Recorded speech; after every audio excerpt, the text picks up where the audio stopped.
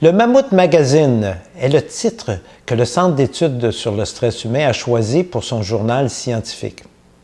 J'aime cette image du mammouth.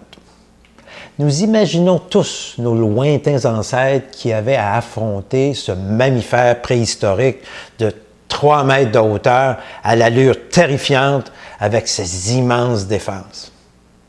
Leur réaction physiologique de stress devant une telle menace leur a permis de se battre devant l'ennemi ou le fuir. Et cela a très bien fonctionné puisque nos ancêtres et que nous sommes ici, aujourd'hui, il n'y a plus de mammouth sur la Terre. En fait, jusqu'à tout récemment dans l'histoire de l'humanité, les agents stresseurs étaient plutôt d'ordre physique. Résister au froid, aux grandes chaleurs, chasser pour se nourrir, se battre, se protéger ou fuir contre ses ennemis. Depuis quelques siècles et surtout depuis quelques décennies seulement, les agents stresseurs ont changé. Les mammouths sont devenus surtout psychologiques. Le bouchon en route vers le travail, le patron exigeant, la surcharge de travail, des objectifs inaccessibles, un conflit avec le conjoint, avec les enfants ou les amis ou les parents, des dettes accumulées. À travers les millénaires, la réaction de stress et son système d'alarme a servi à protéger l'intégrité physique de l'être humain face à une menace, et elle l'a très bien fait. Aujourd'hui, on se rend compte que cette réaction de stress n'est pas du tout adaptée aux menaces psychologiques parce qu'elle réagit de la même façon qu'elle le fait pour protéger notre intégrité physique. Elle ne fait pas de distinction entre les mammouths physiques et les mammouths psychologiques.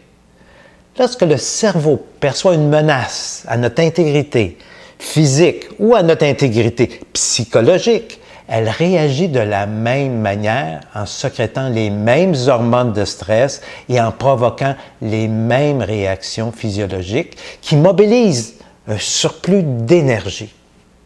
Or, les agents stresseurs physiques sont habituellement de courte durée et nécessitent une dépense d'énergie pour se battre ou fuir.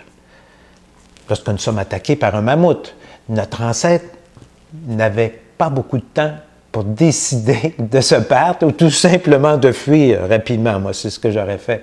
Il a dû souvent prendre ses jambes à son cou. De nos jours, les agents stresseurs psychologiques sont habituellement de longue durée et ne nécessitent pas de dépenses d'énergie. Frustré par son patron ou par sa surcharge de travail, l'homme moderne a beaucoup de temps pour ruminer son problème, voire des mois et des années. En plus, il a peu d'occasions d'utiliser son surplus d'énergie. Il ne se bat pas, ou très rarement. Il ne fuit pas. Il n'a pas souvent les moyens.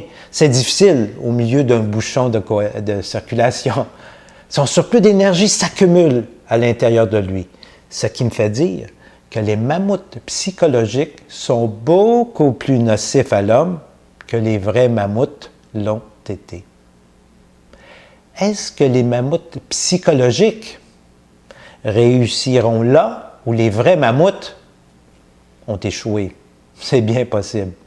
Réussiront-ils à exterminer l'être humain tel que nous le connaissons?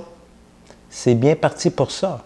Alors que les changements d'adaptation du corps humain à son environnement nécessitent plusieurs siècles, sinon millénaires, les mammouths psychologiques se sont multipliés à une vitesse grand V dans les dernières décennies.